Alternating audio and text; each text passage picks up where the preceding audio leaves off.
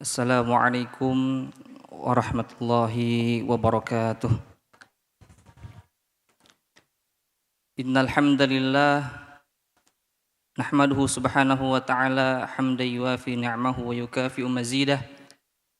Ya Rabbana lakal hamdu kama yanbaghi li jalali wajhika wa 'azimi sultanik. Subhanaka la nuhsi thana'an 'alaika anta kama athnaita 'ala nafsik. Falakal hamdu wa lakas syukru 'ala dhalik. Allahumma salli wa sallim ala sayyidina Muhammadin al-bashiri wan nadhiri alladhi tanfatihu bihi abwabul khairi wa tanghaliqu bihi abwabu syarri wa ala alihi al-athhari wa ashabihi al-akhyari. Allahumma arzuqna fahman nabiyyin wa hifdzal mursalin wa ilhamal malaikatil muqarrabin. Allahumma arzuqna taubata qablal maut wa syahadata 'indal maut wal jannata ba'dal maut. Amin ya rabbal alamin. Amma ba'du. Yang sama-sama kami hormati guru kita bersama Buya Yahya beserta keluarga beliau. Mudah-mudahan Allah Subhanahu wa taala selalu memberikan kepada beliau kemudahan dalam segala urusannya, urusan dunia, urusan akhiratnya, dan juga urusan dakwah beliau. Dan mudah-mudahan Allah Subhanahu wa taala memberikan kepada beliau dan juga keluarga umur yang panjang, senantiasa menyampaikan petuah-petuahnya kepada kita semua. Amin ya rabbal alamin. Dan yang kami hormati pula para asatidz, para santri, para jemaah yang hadir, dan juga para pemirsa Al-Bahjah TV, para pendengar radioku dimanapun Anda berada. Alhamdulillah, pada pagi yang berbahagia ini kita sama-sama bisa duduk, bisa hadir di tempat yang mulia ini untuk sama-sama kita kembali mengkaji ilmu-ilmu yang pernah guru kita semua sampaikan di kajian tafsir yang dulu beliau sampaikan. Al-Quran merupakan kitab yang menjadi kitab penutup yang Allah turunkan kepada kita. Oleh karena itu, ilmu-ilmu yang didapatkan dari Al-Quran, meskipun berasal dari satu atau ayat yang sama, maka akan ada ilmu-ilmu lain yang belum pernah kita dapatkan. Itulah salah satu keunggulan atau mukjizat Al-Quran yang Allah turunkan kepada kita. Bahkan satu orang yang membaca ayat yang sama, ketika dibaca berulang-ulang kali, maka setiap bacaan akan mendapatkan ilmu-ilmu baru dari ayat tersebut.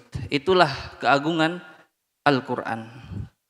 Baik, langsung saja kita telah sampai murojaah kita di surat Al-Hijr ayat ke-6. A'udzu billahi minasyaitonir rajim. Bismillahirrahmanirrahim. Wa qalu ya ayyuhalladzi nuzzila 'alaihi dzikru innaka lamajnun. Wa qalu, dan mereka berkata, orang-orang kafir Quraisy, mereka berkata, ya ayyuhalladzi nuzzila 'alaihi dzikru. Hei orang yang telah diturunkan kepadanya Al-Quran. Az-zikru di sini bermakna Al-Quran. Innaka lamajnun. Sungguh engkau adalah orang yang gila. Orang-orang kafir pada zaman Nabi Muhammad SAW, mereka memang menentang Nabi Muhammad SAW. Segala perilaku atau tenaga yang mereka punya itu dikerahkan untuk membangkang atau melawan baginda Nabi Muhammad SAW. Akan tetapi ada satu hal yang unik di ayat yang ini.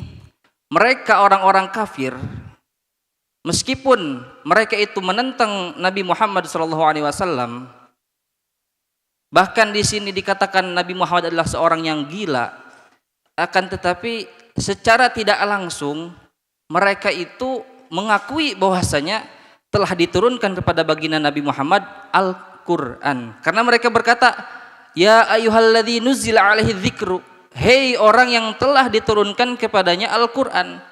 Maka secara tidak langsung mereka itu mengakui bahwasanya Nabi Muhammad menerima Al-Qur'an. Itu adalah hal yang sangat aneh sebenarnya. Dan itu merupakan kejujuran dari hati mereka yang terdalam, karena sungguh para kafir Quraisy, orang-orang di zaman Nabi itu, mereka dalam hati kecil mereka itu mengimani Nabi Muhammad SAW, tidak bisa membantah apa yang disampaikan Nabi Muhammad melalui Al-Quran. Akan tetapi karena kebencian mereka dan juga kedengkian kepada Nabi, mereka tidak menerimanya.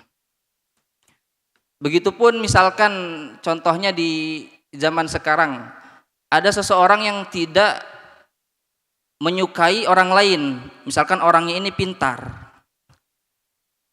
tapi karena dia tidak suka ketika ditanya, dia pintar atau tidak? Tidak pintar, nggak pintar dia. Dia tidak mengakui bahwasanya dia itu pintar. Tapi di kesempatan lain, misalkan si orang ini yang pintar ini, misalkan dia ketahuan teledor atau apa, maka orang yang pembenci ini bilang, untuk apa pintar kalau teledor? Nah, meskipun dia itu mengejek si pintar ini dengan teledor, tapi secara tidak langsung dia itu mengakui bahwasanya dia itu pintar. Itu hal-hal yang kontradiktif, hal-hal yang bertentangan. Karena sesungguhnya di hati kecil dia juga mengakui bahwasanya orang tersebut pintar. Begitupun para kafir Quraisy, mereka itu sangat mempercayai Nabi Muhammad SAW. Bahkan mereka itu mengenal Nabi lebih daripada mengenal anak-anak mereka. Tapi memang atas dasar kebencian dan juga hasud, mereka tidak dapat menerima dakwah baginda Nabi Muhammad SAW, sehingga Nabi dikatakan seseorang yang gila. Padahal ketika ditanya kenapa dikatakan gila, mereka tidak akan bisa menjawab, karena omongannya ini atau ejekannya kepada Nabi itu tidak berdasar, tidak ada dasarnya, hanya dasar kebencian. Wa qalu ya ayyuhalladzi nuzila alaihi dzikru innaka lamajnun law ma ta'tina bil malaikati in kunta minas shadiqin. Law ma ta'tina. Kemudian para kafir-kafir ini mereka meminta terus kepada Nabi untuk mendatangkan hujah-hujah yang lain. Law ma ta'tina. Kenapa engkau tidak mendatangkan kepada kami bil malaikati, dengan malaikat? Lauma di sini bukan, memang kalimatnya itu permintaan, akan tetapi maknanya bukan seperti itu. Mereka tidak sungguh-sungguh meminta diturunkan malaikat. Lauma ta'tina bil malaikati in kunta minas shadiqin. Kalau memang engkau benar wahai Muhammad, datangkan kepada kami seorang malaikat. Nah, mereka memang dari kalimatnya adalah sebuah permintaan, akan tetapi mereka itu bukan permintaan yang sesungguhnya, tapi hanya sebatas tantangan tanpa ada tujuan untuk mencari kebenaran. Jadi atas dasar kebencian. Lauma ta'tina bil malaikati in kunta minas shadiqin. Kalau memang kamu benar, datangkan kepada kami malaikat. Dan kalaupun Allah Subhanahu wa taala mendatangkan kepada mereka malaikat, mereka sama sekali tidak akan beriman. Mereka akan terus meminta hujah-hujah yang lainnya. Mereka akan terus meminta dalil-dalil yang lainnya. Karena apa? Karena tujuannya mereka meminta hujah kepada baginda Nabi itu sama sekali bukan untuk mencari kebenaran. Akan tetapi hanya agar tidak disebut seorang yang bodoh ketika mereka menolak ajakan Nabi. Agar mereka tidak disebut bodoh, maka mereka meminta hujah yang lainnya. Dikasih hujah, minta yang lainnya. Seperti itu. Dan hal ini pula terkadang terjadi di antara orang-orang zaman sekarang. Ada orang itu yang memang atas dasar kebencian, bukan atas dasar mencari kebenaran. Ketika mendapati suatu permasalahan yang di situ ada perbedaan pendapat, mereka merasa pendapat mereka yang paling benar dan langsung memvonis orang yang berlawanan dengan mereka adalah orang yang sesat, orang yang bid'ah dan lain sebagainya. Ketika didatangkan hujah kepada mereka, ini dalilnya tahlilan tuh ini, dalil maulid tuh ini. Mereka tidak menerima. Kenapa? Mereka minta dalil yang lain. Karena memang tujuan mereka itu bukan sama sekali mencari kebenaran, akan tapi atas dasar kebencian. Begitulah orang-orang terdahulu pun ada contohnya di orang-orang zaman sekarang. Lauma ta'tina bil malaikati in kunta minas shadiqin. Kenapa tidak kau turunkan kepada kami seorang malaikat apabila engkau merupakan orang yang benar? Dan pada zaman dulu pun ada permintaan semacam ini kepada para utusan. Dan Allah tidak mengabulkannya. Kenapa? Nanti dijelaskan di ayat selanjutnya. Ma nunazzilul malaikata illa bil haqq. Kata Allah, tidaklah kami menurunkan malaikat illa bil haqq, kecuali dengan sesuatu yang jelas. Atau para ulama menjelaskan bil haqq di sini adalah dengan azab. Jadi kalau Allah menurunkan malaikat sesuai permintaannya mereka, Allah tidak akan menurunkan begitu saja, akan tapi malaikat ini akan membawa azab yang dikirim oleh Allah Subhanahu wa taala. Ma nunazzilul malaikata illa bil haqq wa ma kanu idzam mundzirin. Dan apabila malaikat itu turun dengan azabnya yang Allah kirim, maka sungguh azabnya itu tidak akan bisa ditangguhkan atau tidak akan bisa ditunda sedetik pun untuk menimpa mereka. Jadi memang orang-orang yang menentang Nabi Muhammad SAW ini sangatlah mereka tidak berdasar ketika meminta hujah-hujah atau meminta argumentasi-argumentasi lain pada Nabi Muhammad SAW, karena hati mereka sudah tertutup, sudah dicap oleh Allah Subhanahu Wa Taala untuk tidak menerima kebenaran yang disampaikan oleh baginda Nabi Muhammad sallallahu alaihi wasallam. Walaqad arsalna min qablika fi syia'il awwalin. Inna nahnu nazzalna dzikra wa inna lahu lahafidun. Mohon maaf kelewat. Inna nahnu nazzalna dzikra. Sesungguhnya kami adalah yang menurunkan Al-Qur'an, kata Allah. Wa inna lahu lahafidun, dan kami pula lah yang akan menjaganya. Jadi Al-Quran, kitab yang sekarang sama-sama kita pelajari, kita murojaah ilmu-ilmunya, itu Allah yang menurunkannya, dan Allah pula yang akan menjaganya hingga akhir zaman. Jadi berbeda dengan kitab-kitab sebelumnya, seperti kitab Taurat. Itu Allah Subhanahu wa taala menyerahkan penjagaan kitab Taurat tersebut kepada kaum-kaumnya. Seperti di ayat yang lain, Taurat itu bimastukhfidu min kalamillah. Jadi Allah memerintahkan kepada kaum-kaum yang terdahulu itu untuk menjaga kitab Taurat tersebut. Ya karena yang namanya perintah, ada yang dilaksanakan, ada pula tidak. Sehingga termasuk penjagaan kitab-kitab terdahulu itu tidak dilaksanakan oleh umat-umat terdahulu. Maka tidak ada kitab lain selain Al-Quran yang selamat dari perubahan, dari tambahan, dari pengurangan. Baik itu kitab Taurat, Zabur ataupun Injil, itu yang kita yakini. Baik itu penambahan dari kaum-kaumnya ataupun terutama seringkali penambahan tersebut ditambahkan oleh para pemuka agama sesuai dengan kehendak mereka. Jadi itu bedanya Al-Quran dengan kitab lain. Kalau Al-Quran itu Allah jamin akan dijaga hingga akhir kiamat oleh Allah Subhanahu wa taala.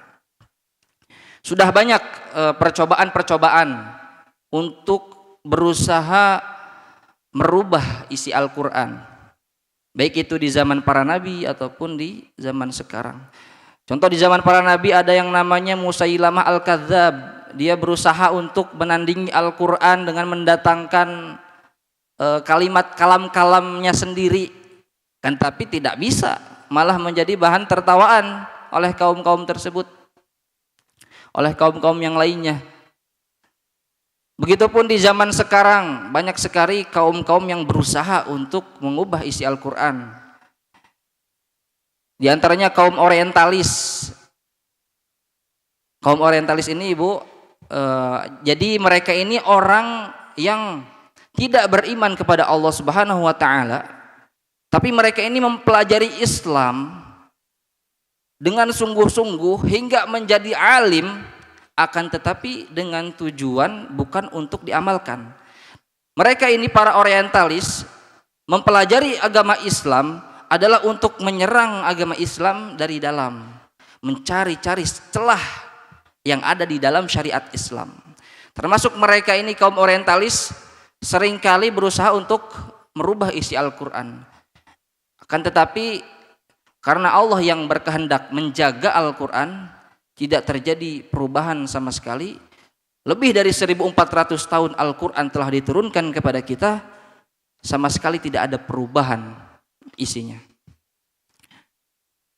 Dan juga termasuk bentuk daripada merubah Al-Quran itu adalah merubah hukum-hukum yang sudah jelas disebutkan di dalam Al-Quran. Itu termasuk salah satu jenis merubah.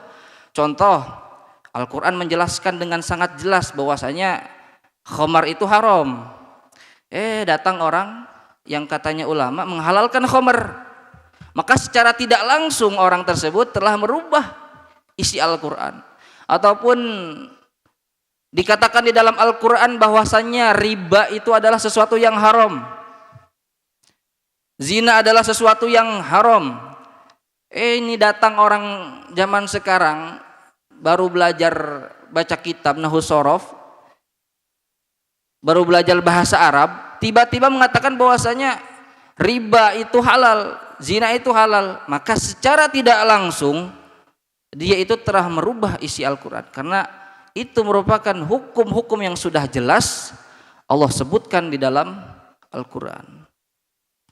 Jadi Al-Quran ini memang sangat istimewa. Allah jaga mulai dari awal diturunkan hingga nanti akhir zaman. Termasuk Al-Quran ini saking hebatnya, banyak sekali para penghafal Al-Quran, bahkan yang masih berumur di bawah 10 tahun, 7 tahun, 6 tahun. Banyak sekali yang khatam dalam menghafal Al-Quran. Itu salah satu keistimewaannya Al-Quran. Tidak ada kitab lain atau buku lain di alam dunia ini yang sangat mudah dihafalkan kecuali selain Al-Quran. Bahkan oleh orang-orang yang selain orang Arab, mereka tidak mengerti bahasa Arab. Bahkan anak kecil, mereka sangat mudah dalam menghafal Al-Quran. Itulah keistimewaannya Al-Quran. Nah, kemudian perbedaannya lagi antara Al-Quran dengan kitab-kitab yang lain. Al-Quran dan kitab-kitab yang lain diturunkan oleh Allah Subhanahu wa taala kepada para umatnya. Al-Quran kepada kita umat Nabi Muhammad sallallahu alaihi wasallam itu adalah sebagai manhaj. Manhaj itu adalah tuntunan hidup atau cara hidup. Allah turunkan syariat dan lain sebagainya. Begitupun kitab Taurat, Injil dan Zabur itu juga Allah turunkan sebagai manhaj atau petunjuk hidup bagi umatnya. Akan tetapi ketiga kitab yang lainnya itu Allah turunkan tidak sebagai mukjizat. Bukan sebagai mukjizat bagi nabi tersebut.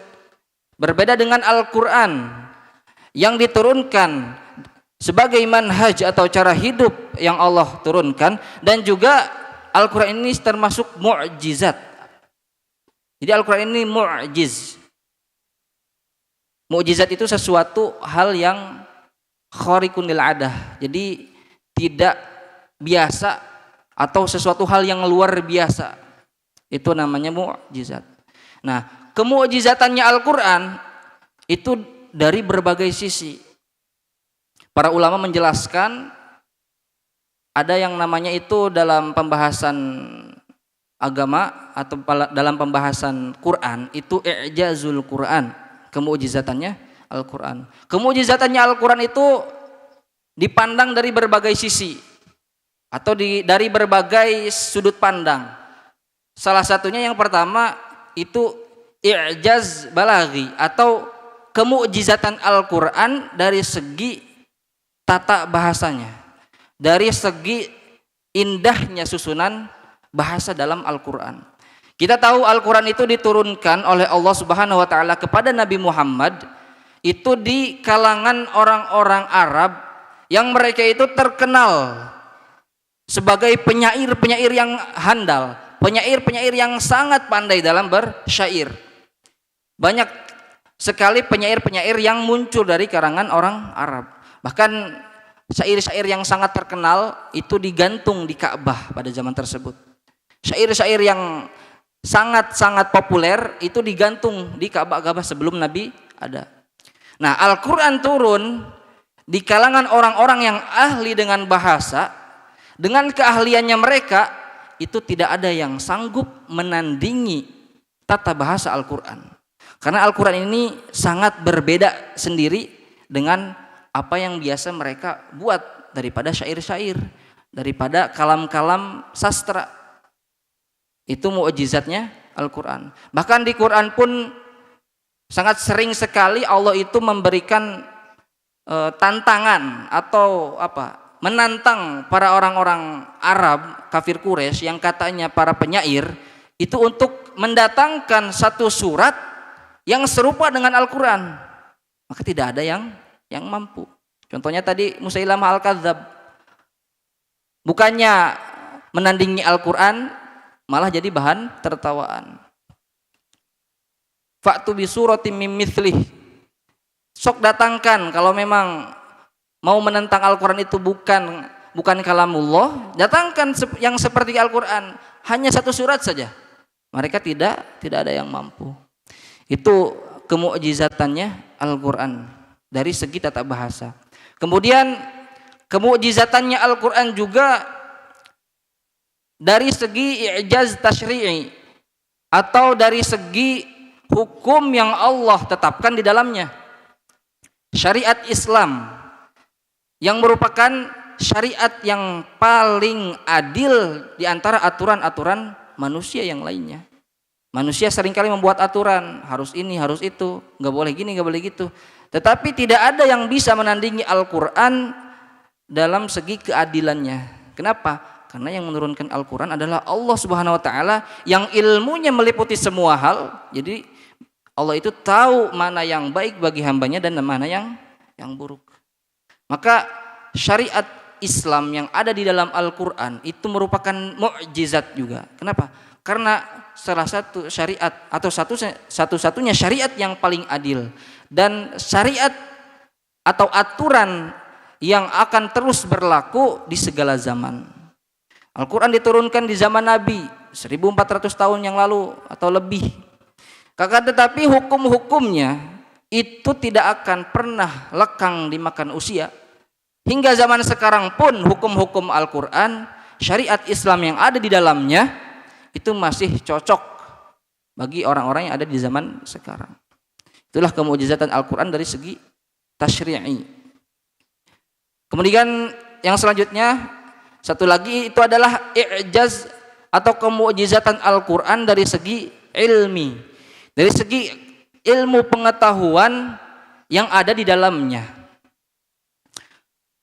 Terkuak atau terbuka zaman sekarang oleh para ilmuwan-ilmuwan, cendekiawan-cendekiawan, bukan hanya yang muslim, bahkan yang non muslim sekalipun, Banyak mereka yang meneliti Al-Quran. Ternyata di dalam Al-Quran ini banyak sekali ilmu pengetahuan mengenai alam dunia, mengenai sains, penciptaan, mengenai hujan, mengenai dan lain sebagainya.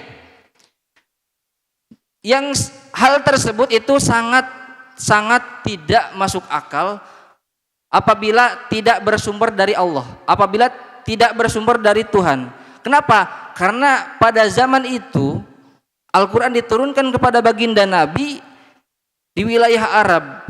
Yang kita tahu sendiri, wilayah Arab tersebut jauh dari kata kemajuan, baik dari segi teknologi ataupun dari segi ilmu pengetahuannya, bahkan disebut zaman jahiliyah.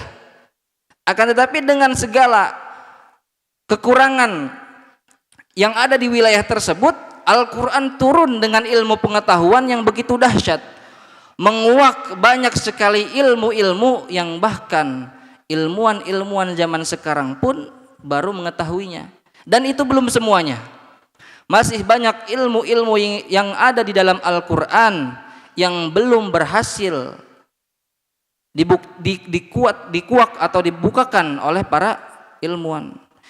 Akan tetapi tidak ada daripada ilmu atau sains yang disebutkan di dalam Al-Quran yang bertentangan dengan ilmu pengetahuan modern. Sama sekali tidak ada. Semuanya adalah terbukti sangat benar. Adapun misalkan ada suatu penafsiran atau ilmu pengetahuan yang terlihat dalam Al-Quran itu terlihat salah, maka yang salah itu bukan Al-Qurannya. Yang salah itu bisa jadi adalah pemahaman orang yang membacanya. Itulah kemukjizatannya Al-Quran.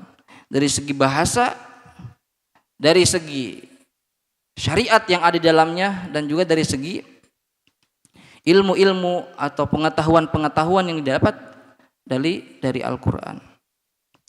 Inna nahnu nazzalna dzikra wa inna lahu lahafidun. Jadi Allah akan terus menjaga Al-Quran hingga akhir zaman, dan nanti di akhir zaman Allah akan mengangkat Al-Quran. Salah satu tanda kiamat adalah diangkatnya Al-Quran dari muka bumi ini. Tidak ada lagi yang hafal Al-Quran, tidak ada lagi yang mengamalkan Al-Quran. Itu salah satu tanda kiamat. Dan insya Allah ketika hal itu terjadi, orang-orang yang beriman, mudah-mudahan kita termasuk orang yang beriman. Kita sudah tidak ada, karena orang-orang yang beriman kan ketika di akhir zaman itu akan dicabut nyawanya terlebih dahulu oleh Allah Subhanahu wa taala. Walaqad arsalna min qablika fi syia'il awwalin. Walaqad arsalna, dan kami telah mengutus min qablika sebelummu wahai Muhammad, fi syia'il awwalin. Wa ma ya'tihi mir rasulin illa kanu bihi yasta'ziun. Fi syia'il awwalin, di antara kaum-kaum terdahulu. Wa ma ya'tihi mir rasulin, dan tidaklah datang utusan kepada mereka illa kanu bihi yastahziun, kecuali mereka pun diejek oleh kaum-kaumnya. Ini merupakan kasih sayang, bentuk kasih sayang Allah Subhanahu wa taala untuk menghibur baginda Nabi Muhammad sallallahu alaihi wasallam. Kata Allah, wahai Muhammad, tenang saja, meskipun kau diejek, dikatakan gila bahkan, tenang saja, jangan khawatir. Karena Rasul-Rasul terdahulu juga yang Allah utus kepada umatnya pun mengalami hal yang sama. Mereka didustakan, mereka dicaci maki oleh umatnya. Bahkan ada yang dikatakan terkena sihir, minal mashurin. Ada yang dikatakan tukang sihir, seperti Nabi Musa misalkan. Ada yang dikatakan orang yang bodoh. Jadi Allah menghibur Nabi Muhammad agar tidak mengambil terlalu pusing akan perkataan orang-orang Quraisy tersebut. Maka dikatakan dengan perkataan orang gila. Itu adalah bentuk kasih sayang Allah kepada baginda Nabi Muhammad sallallahu alaihi wasallam. Begitupun ayat-ayat ini adalah tertuju untuk para juru dakwah, para penyampai lisan Nabi Muhammad SAW. Itu ketika mendapatkan hal-hal yang tidak mengenakan dari umat atau dari jamaah, maka janganlah bersedih. Karena Nabi Muhammad SAW yang merupakan qudwah bagi para juru dakwah pun mendapatkan cobaan ujian dari kaum-kaumnya, bahkan jauh lebih berat yang dialami para juru dakwah sekarang. Maka jangan sampai mudah menyerah, harus selalu istiqomah. Kita lihat sosok baginda Nabi, bagaimana beliau di Taif dilempari dengan batu, berdarah, bercucuran, hanya untuk menyampaikan hidayah yang Allah perintahkan untuk disampaikan kepada umatnya. Maka para juru dakwah hendaknya memiliki spirit atau semangat yang juga sama dengan beliau-beliau Nabi Muhammad dan juga para utusan-utusan terdahulu. Mungkin itu saja yang dapat Al-Fakir sampaikan, kurang lebih mohon maaf. Wallahu a'lam bishawab. Wassalamualaikum warahmatullahi wabarakatuh.